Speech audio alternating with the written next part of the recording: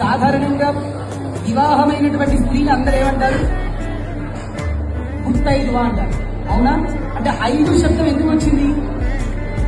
పంచమాంగళ్యాలు అంటే వివాహమైనటువంటి స్త్రీకి 5 మాంగళ్యాలు ఉంటాయి.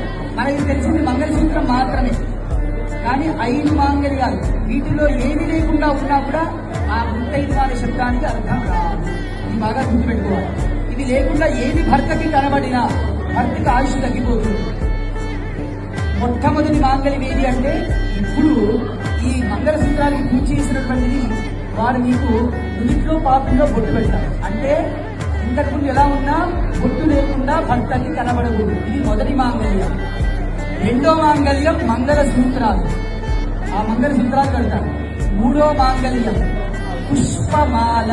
దండలు వేసుకుంటారు కదా, అంటే తనలో పుష్పం లేకుండా ఉండకూడదు. నాలుగో మాంగళ్యం నల్ల పూసలు.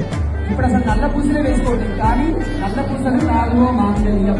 ఇలా నల్ల పూసలు మనం మొత్తం అన్ని దాంట్లో అయినా కలుపుకొని ఉండాలి. 5వ మాంగళ్యం మెట్టెలు. మెట్టెలు ఉన్నాయి కదా, ఈ పంచమాంగళ్యాలు కలిపితేనే ముత్తైదు అనే శబ్దం వస్తుంది.